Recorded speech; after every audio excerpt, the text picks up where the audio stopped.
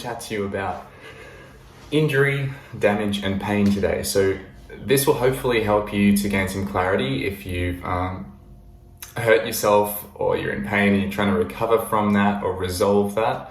And it's also going to give you some strategies to mitigate or reduce the frequency or severity of whatever tweak or injury you might face next.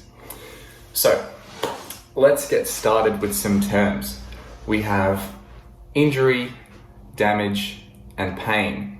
Now, the important thing to recognize here is that pain isn't the same as injury isn't the same as damage isn't the same thing as pain, right? They're all separate and they relate to one another, but it's important to know the difference.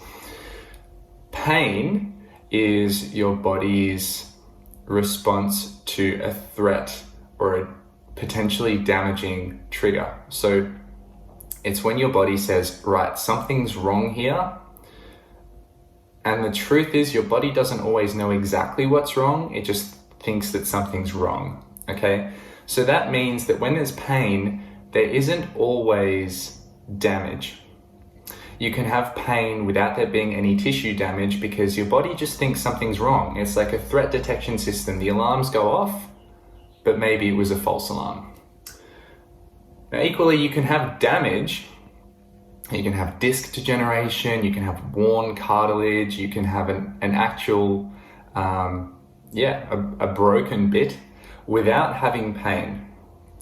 A lot of people are walking around with all kinds of musculoskeletal issues who should be in pain according to some therapists or people in white coats, but they're not in pain, and that's not a problem. And then there's injury. An injury is, I like to think of it as not quite the same as damage, in that with injury there is some form of trauma which is causing an issue for the whole system. So if you think about it, damage without pain. Are you injured if you have a degenerated disc in your back but you feel absolutely fine, you can move absolutely fine and you're totally healthy? I don't think you're injured. There's damage or there's degeneration under the scan, but if you're going around fine, you're not injured. If you're in pain, but there's no damage, are you injured? I don't know if you're injured. Depends on the level of trauma you're feeling, like emotional injury, maybe. But so I think injury is when you kind of have a little bit of both or a lot of both, right? But you kind of have to have both to be injured. You need pain and you need damage. You can correct me if you think I'm wrong, but this is just how I'm going to roll with it. So when we look at what injury is, it's your body falling short of managing a stressor or a load. So let's look at an acute mechanical version. So maybe you're doing a single leg squat, you're holding some weight, your knee deviates way out of the range that you can control, and something on the inside of your knee goes pop, and it hurts. Now that is an injury because the load has exceeded the tissue's ability to handle load, and the tissue has given out, and you've had pain and there's damage.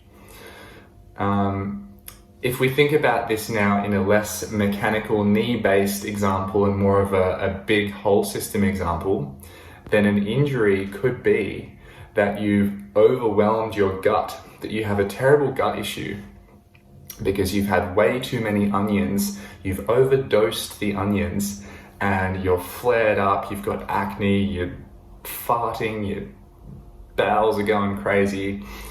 That is a stressor, the onions, and your digestive system doesn't have the ability to handle that stress or that burden or that level of loading. So that's also a kind of injury. You know, you've got these symptoms or these problems coming up. You've got some kind of like damage occurring in your gut or your gut lining. And so you've got an injury. Your nervous system has an injury. Sorry, not your nervous system, but your body, your whole system. So when we look at injuries, we need to understand that there's things happening locally, there's things happening broadly, and that the pain response in particular, or the inflammation response, or the ability to recover from injury and be pain-free and be inflammation-free and heal, is related as much to the whole system as it is to that particular joint that you may have injured, that knee injury. So if we take two people, we have both of them cave their knee in on a single leg squat, but one of them has immense recoverability because they sleep well, they hydrate, they eat fantastically nourishing foods that are low inflammation, and they eat enough of them. They vary their movements. They're self-aware enough to then back off the load. So there's a few factors. There's just 5 factors.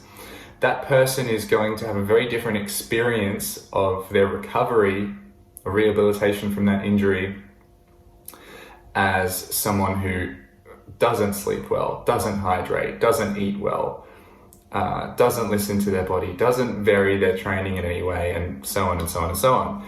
In fact, the person who has that buffer of doing all those recoverability things really well is more likely to have a bit of a minor injury with the same forces going through that area of their body than someone without the buffer who, doing the exact same movement, deviating in the exact same way, is going to have a bit more of a major injury. The damage may even be the same, but the injury, because injury relates to pain and relates to the trauma to the whole system, is not going to be equal.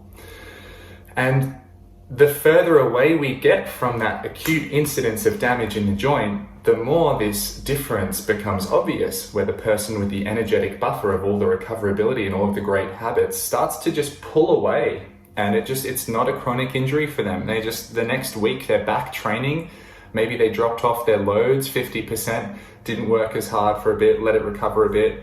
The next week they're running. Whereas the other person without that energetic buffer, without a whole systems approach that's supporting them, might end up trying to return the next week and the pain's even worse.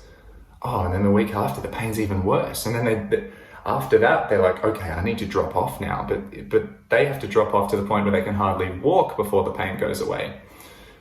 Same initial damage, different injury, different pain, different systems of recoverability. And so we have one person who's gone into then they're back to their single leg squats. The other person who is now in chronic pain and fears movement of that knee, fears doing the same activity. And their threat detection system is alarm bells blaring every time they put some weight on one leg, because they've ingrained this pattern over the last 2 or 3 weeks since injury of, well, when I do this, it hurts. So they've given their body more evidence to think that single leg squatting is the problem. Now, if you save that, store that in your brain, and you add in the role of a practitioner who, with their authority and the trust and the vulnerability that the patient is coming to them with, says, hey, well, you hurt your knee because your knee caved in. That's why. Caving in is bad for your knees. Then this poor person with the chronic injury is going to take that on board and think, shit, I knew I was right. Of course, my knee always hurts when I do that. It's been hurting for the last 4 weeks and it's because I caved it. Now this guy's told me that that's why, and he must be right. And so no one should cave their knees. It's bad. God, can you imagine how likely that person is to then feel further pain, have further avoidance of that movement? In avoiding the movement, their body's then going to sort of cue the muscles differently as they go into it. There's a different level of tension. It's like short-circuiting the system. They can't move freely.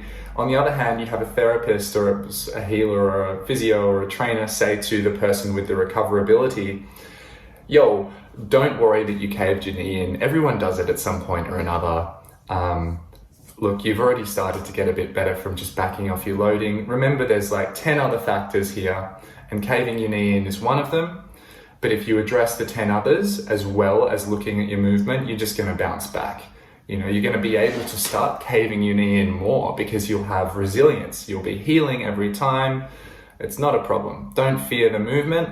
Just look at being smart with your training and listening to your body. You now have these vastly different people who went through exactly the same experience initially, but they just came at that experience from different places and then they had different approaches. same damage, completely different injury. One's chronic, one's not. One doesn't trust physios anymore or trainers anymore. The other one does. One of them is avoiding knee training and the other one's going hard and feeling fantastic, feeling like they have Wolverine healing. Guys, this is the kind of problem that I really want to solve. This is why I do what I do, because like I've been the person who went down the chronic pain route and just got all confused, and I really want you guys to know that while pain is somewhat complex and injury is multifactorial, it doesn't have to be a super complicated process to heal it, okay? It's complex, but when you know that it's complex and that there are multi-factors in it, that should empower you to go out there and proactively address that damage or that injury or whatever, that pain, from 9 different angles. And then if one of those things isn't going well, like sleep or nutrition or your movement's a bit off, that's okay. That's okay. We can address that in time. Just keep doing what you're doing. Your body is not a temple that crumbles. I love this quote. I fucking love it. I don't know who said it. It is like a rainforest. It will regenerate. Feed it sun, feed it water, good soil, lack of fear. Just listen to the signs and signals your body is giving you and learn to understand what they mean and how you should respond to them. And then make sure you're partnering up with like a coach or a physio or whatever the professional is. They should be someone who you leave the appointment feeling clear, feeling like you have a plan, you've been understood, like there is an upward trajectory coming. They should leave you feeling better in one way or another. That is the essence of their job. So there you go, guys. Hope this has helped. I'll speak to you soon.